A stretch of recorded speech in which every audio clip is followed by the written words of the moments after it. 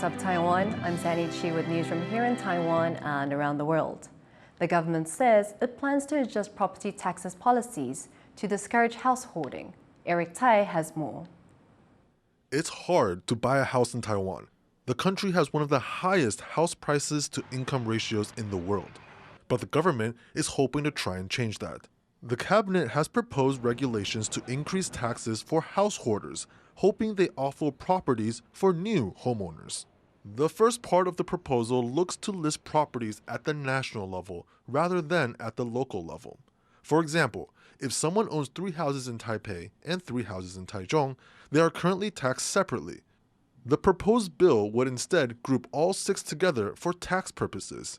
That would substantially increase taxes for owners of multiple properties. However, this is only for homes that the owner doesn't live in.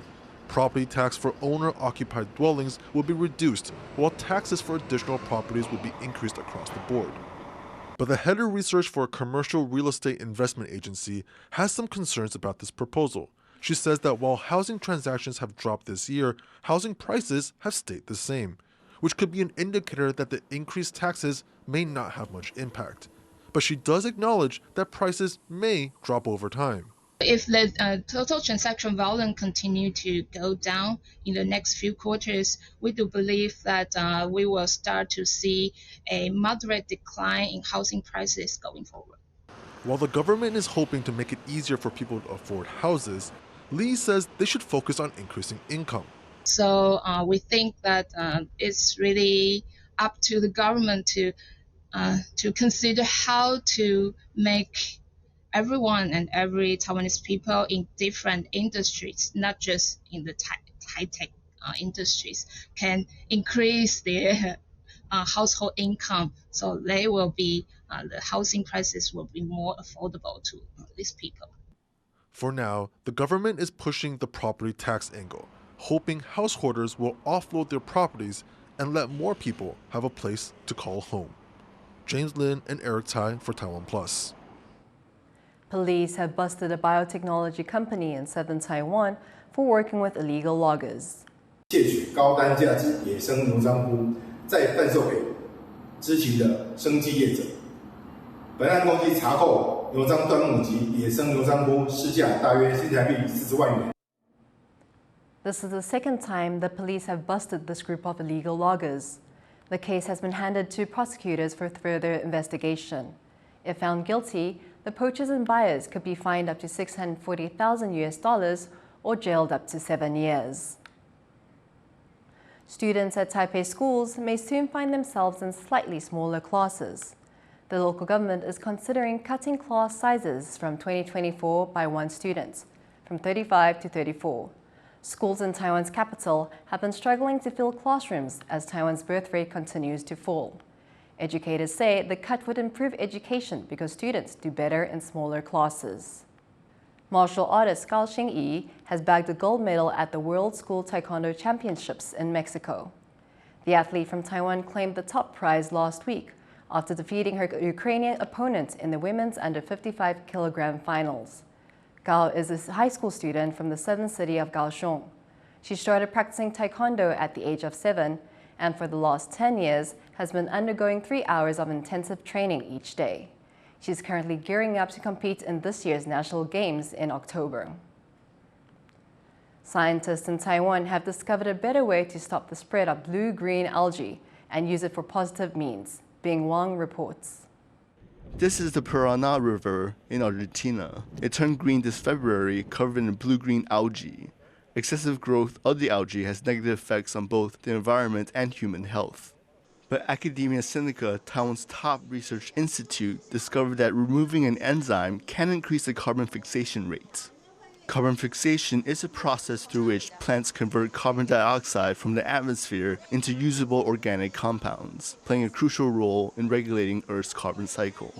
就是把某一个基因呢剔除掉之后呢，可以增加固碳率到60%。对，这是一个突破性的发现。 The research team found that removing the enzyme had minimal impact on the algae's cell functions and allowed the carbon fixation process to continue.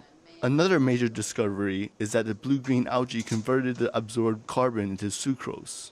对未来减碳或者是在发展更多，比如说产糖，或者是更进一步转化成生质能啊，都有很大的帮助。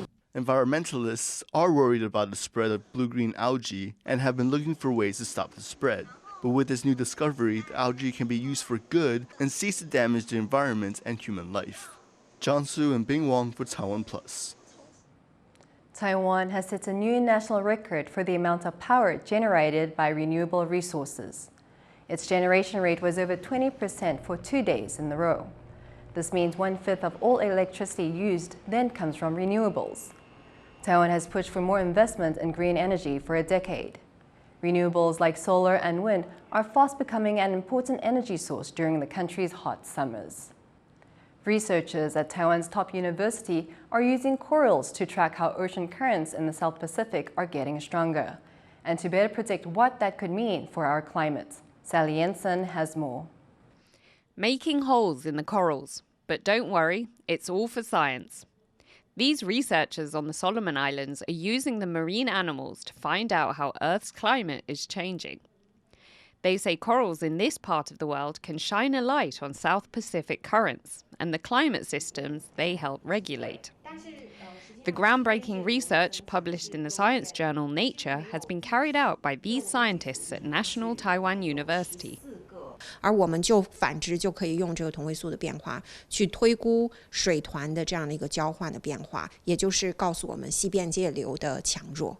Subtropical western boundary currents are fast flowing. They carry warm water from the tropics to the north and south poles and eastwards towards South America. But the researchers found that as the planet heats up, these currents get stronger. 西边界流就起到了一个重要的角色，就是它会把从西边的太平洋的那些非常温暖的海水带到东边的赤道太平洋。每到圣婴年的时候，西边界流都会变得相对比较强。 The natural El Niño climate pattern began earlier this year. Coupled with climate change, it is rapidly heating the planet's oceans.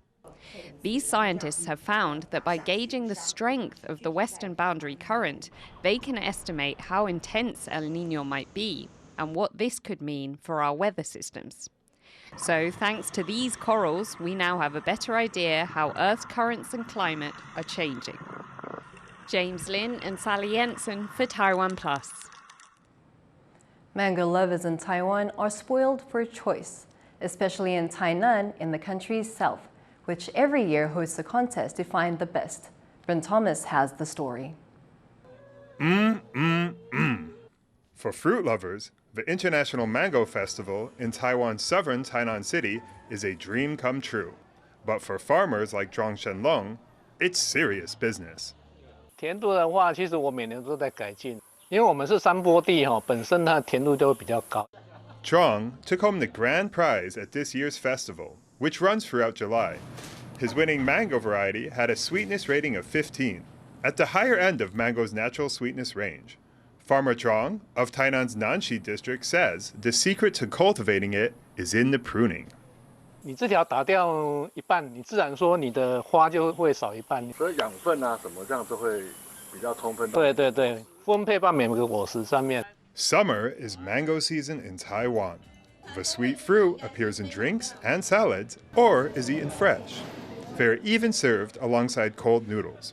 In Taiwan, it wouldn't be summer without them. And the contest proves something many people already know. 台南芒果是 No.1， 这已经是不需要争执的。 Can't argue with that. Andy Shui and Bryn Thomas for TaiwanPlus. Thank you for watching What's Up Taiwan. Remember to download the TaiwanPlus app for more stories from Taiwan and around the world. Finally today, we leave you with images of a humpback whale with its nursing calf in the Pacific off the coast of Colombia. I'm Sandy Chi. Take care and see you next time.